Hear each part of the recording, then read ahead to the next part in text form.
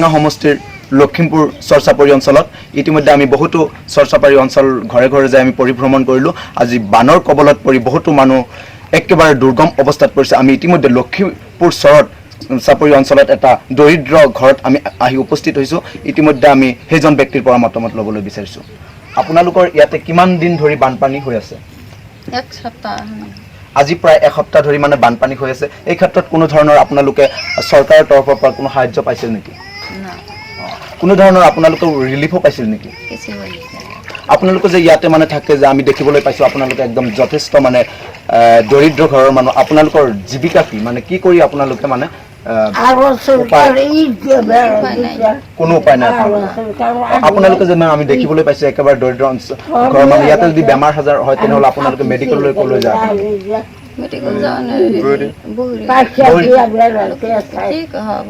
বহৰি আপোনালোকে তাৰমানে মেডিকেললৈ যাবলগীয়া হয়, কিন্তু ইয়াতে আপোনালোকে চাইছে মানে যাতায়াত অৱস্থা একেবাৰে নাই ন? আমি ইতিমধ্যে যাবলৈ বিচাৰিছোঁ মানে এইজন দৰিদ্ৰ ব্যক্তিৰ ঘৰৰ ভিতৰত আপোনালোকে চাব কেনেকৈ মানে তেওঁলোকে মানে ৰন্ধা বঢ়াৰ ব্যৱস্থা কৰে। চাব আপোনালোকে দেখিবলৈ লৈছোঁ আমি।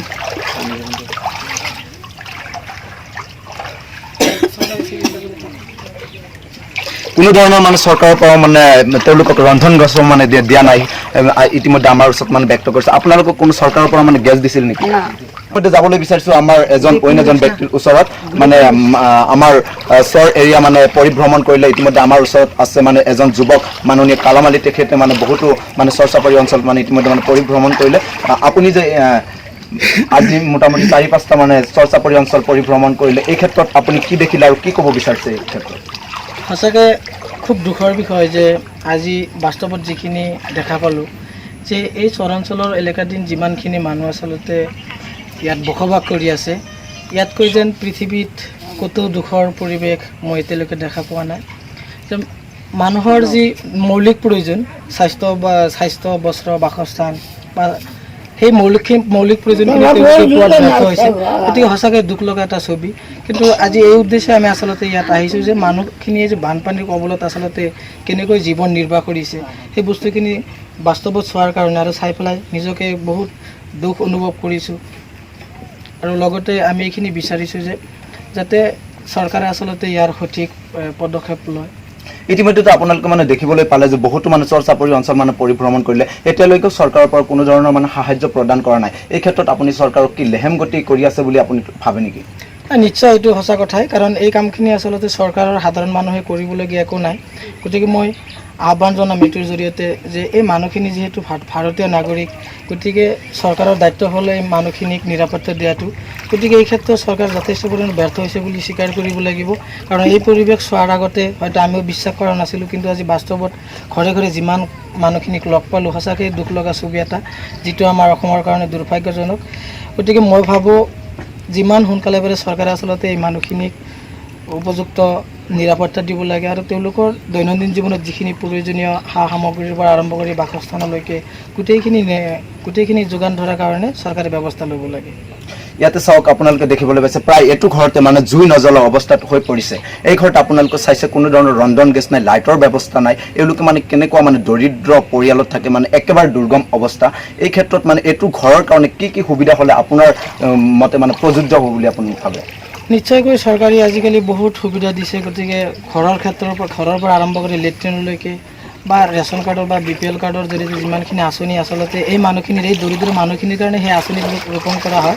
কিন্তু দুৰ্ভাগ্যবশতঃ আমাৰ যিবিলাক অলপ চতুৰ মানুহ, সেই মানুহখিনিয়ে এই আঁচনিবিলাক তেওঁলোকে সদায় মানে উপযুক্ত ব্যক্তিক দিয়াৰ বিপৰীতে পইচাৰ কাৰণে হওক, নিজস্ব স্বাৰ্থৰ কাৰণে হওক আন ব্যক্তিক দিয়ে। গতিকে মই ভাবোঁ চৰকাৰী ফালৰ পৰা এই মানুহখিনিয়ে বাসস্থান, ঘৰ পাব লাগে, যি শৌচালয় পাব লাগে, আৰু তেওঁলোকে স্বাস্থ্যৰ কাৰণে যিখিনি উপযুক্ত তেওঁলোকৰ প্ৰয়োজন সেইখিনি পাব লাগে। গতিকে মই আজিৰ এই সুযোগতে মই এইখিনি ক'ব বিচাৰোঁ যাতে চৰকাৰে এই মানুহখিনিৰ যিটো মৌলিক প্ৰয়োজন সেইখিনি অতি সোনকালে সমাধান কৰে, তেতিয়াহ'লেহে আমাৰ অসম বা ভাৰতবৰ্ষখন দ্ৰুতগতিত আগবাঢ়িব।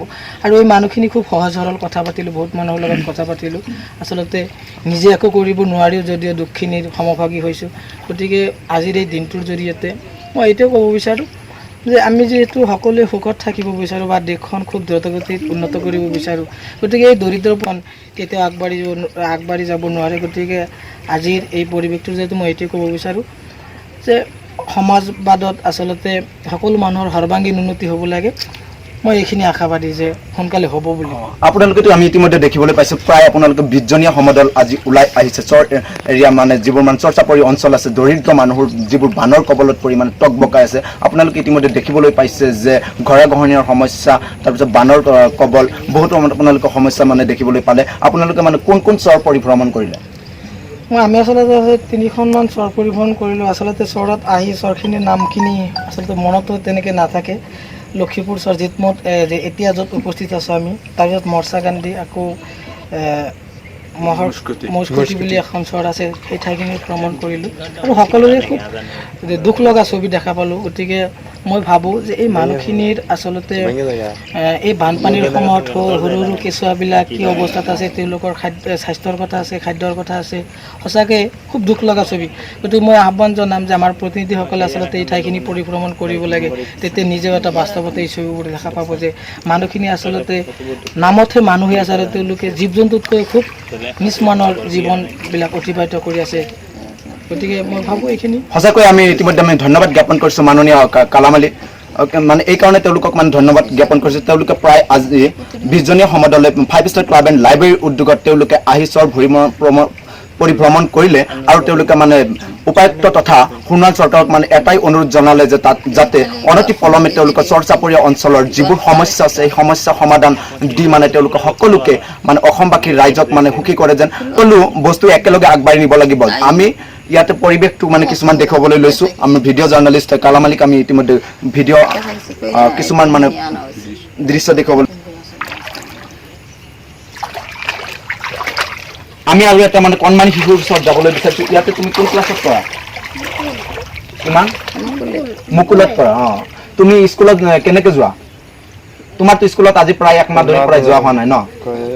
যোৱা নহয়। তাৰমানে এই বানপানীৰ কাৰণেতো তুমি মানে স্কুলত যাব নোৱাৰা? তাৰমানে চোৱা তোমাৰতো বহুত মানে আশা আছে, মনত হেঁপাহ আছে যাতে ভৱিষ্যতে মানে তুমি ডাঙৰ হ'ব মানুহ হ'ব পাৰা, আছেনে?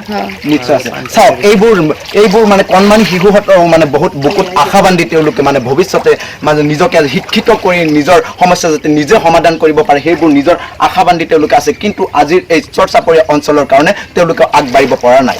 যাতে সোণোৱাল চৰকাৰে চৰচাপৰীয়া অঞ্চলক একেলগে আগবাঢ়ি নি আমাৰ ভাৰতবৰ্ষ তথা অসমক যাতে উন্নতি কৰিব পাৰে আমি সেইটোৱে বিচাৰোঁ আৰু সঠিক মানে সমাধান দিব বুলি আমি সোণোৱাল চৰকাৰক মানে আহ্বান জনাইছোঁ।